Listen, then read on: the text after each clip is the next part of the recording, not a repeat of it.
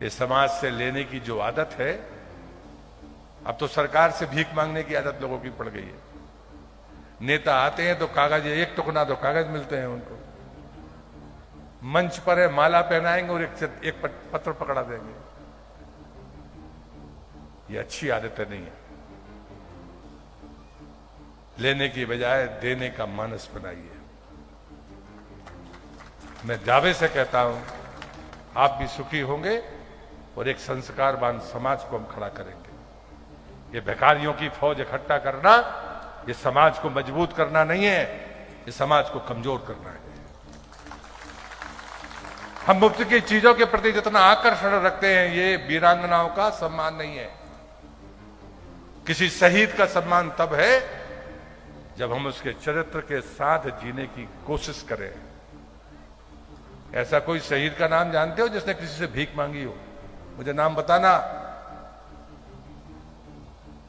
उसके बावजूद भी हम आते हैं और अपने कार्यक्रम करके चले जाते हैं, तालियां बजाते और चले जाते हैं। मैं तो आपसे एक ही भिक्षा मांगकर अपनी बात खत्म करता हूं। नर्मदा का परिक्रमावासी हूं तो भिक्षा तो मांगता हूं, खुद के लिए कभी नहीं मांगता। कोई नहीं कह सकता कि मैंने प्रहलाद पटेल को यह किया।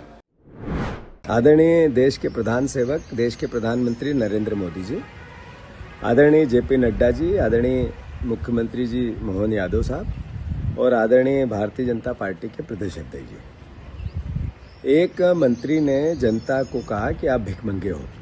प्रहलाद पटेल जी ने वक्तव्य दिया और ये कहा कि जनता भीख मांगती है। जनता अपने हकों की लड़ाई अगर सरकार से नहीं लड़े, मंत्रियों से नहीं लड़े, जनप्रतिनिधियों से नहीं लड़े, अपनी समस्याओं को लेकर जनता सरकार के नुमाइंदों के पास नहीं जाए, जनप्रतिनिधियों के पास नहीं जाए, तो किसके पास जाए? और जब जनता से आप वोट मांगते हो, झोली फैला फैला के वो भीख है या जनता अपना अधिकार मांगती है वो भीख है? मैं मानता हूं कि भारतीय जनता पार्टी पूरी मध्य प्रदेश इकाई, उसने मध्य प्रदेश की जनता को कहा कि आप भिखारी हो क्योंकि आप आपका हक मांग रहे हो। ये केवल प्रहलाद पटेल नहीं बोले, ये भारतीय जनता पार्टी पूरी पार्टी का उनके वक्तव्य के पीछे सोच है। और अगर ये सोच नहीं है तो फिर प्रहलाद पटेल का आप इस्तीफा लेना चाहिए।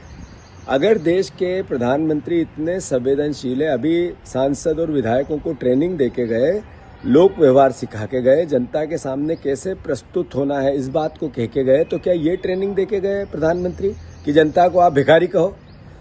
मैं फिर से चेतावनी देता हूं मोहन यादव जी को, जेपी नड्डा जी को, देश के प्रधानमंत्री जी से भी आग्रह करता हूं, प्रहलाद पटेल का अगर इस्तीफा नहीं लिया तो ये सर्वविदित होगा कि भारतीय जनता पार्टी पूरी ने कहा कि जनता भिखारी है। और मैं प्रदेश की जनता से भी आग्रह करना चाहता हूं, बहुत हम्बल, बहुत विनम्र, मैं माफी मांगते हुए बहुत बहुत बहुत बहुत डर के ये बात कहना चाहता हूं, ये प्रहलाद पटेल नहीं बोले, ये आपने एक तरफा वोट दिए इनको, एक तरफा आपने इनको समर्थन दिया। ये जो मुद्दों पे आपने वोट नहीं दिया, सिर्फ नफरत और घृणा और पोलराइजेशन पे वोट दिया, उसका चरित्र बोल रहा है। मैं मध्य प्रदेश की जनता से आग्रह करता हूं, अरे आपकी बेटियों को उन्होंने 3,000 देने का बोला था, दिया नहीं। अगर वो बात होती है तो ये उनको भिखारी कहते हैं। आप किसान भाइयों को मैं कहना चाहता हूं कि 2700 और 3100 के दाम मांगते हैं। इनने जब घोषणा पत्र किया था तो ये सबको भिखारी कहते हैं। 450 के गैस सिलेंडर गरीबों को कहना चाहता हूं, आपको बोला था, नहीं दिया। अगर आप महंगाई की बात करते तो आपको भिखारी कहना चाहते हैं। ये 6,000 का सोयाबीन का दाम हो या 2.5 लाख नौकरियों की बात हो या लोक व्यवहार संसाधन जो रोजमर्रा की जिंदगी में आम परिवार को महंगाई से जूझ, कोई आवाज उठाए, वो चाहे स्वास्थ्य की हो, चाहे शिक्षा की हो, चाहे प्रशासन किसी भी प्रकार के अन्याय के खिलाफ हो, तो उनको ये भिखमंगा कहते हैं। तो थोड़ी गलती आप महसूस करते हो, नहीं करते हो मुझे नहीं पता, पर उसका भी एहसास सर चढ़ के रावण जैसा इन पे चढ़ा है। मद के मद में मदमस्त होकर ऐसे बयान देते हैं कि जिसके कारण बनते हैं, जिस जनता के वोट के कारण बनते हैं, उनको भिखारी कहते हैं। इनका मोहन यादव जी आप इस्तीफा लो, अन्यथा कांग्रेस पार्टी इसके खिलाफ पूरे प्रदेश में जन आंदोलन करेगी। धन्यवाद। देखिए, मैं समझता हूं कि आम जनता के काम करना सरकार के मंत्रियों का फर्ज है, लेकिन गरीब है, निश्चित तौर से कोई रहता है तो पीड़ित पक्ष स्वाभाविक न्याय के लिए आता है, तो वो भिखारी नहीं हो सकता। दूसरी बात ये कहना चाहूंगा, प्रहलाद पटेल जी बड़े गंभीर और वरिष्ठ मंत्री है, तो अब उन्होंने किस भाव से कहा मुझे नहीं पता, लेकिन मैं इतना जरूर कहना चाहता हूं कि प्रदेश की जनता को आप भिखारी कह रहे या किन को भिखारी कह रहे, भारतीय जनता पार्टी की सरकार को स्पष्ट करना चाहिए।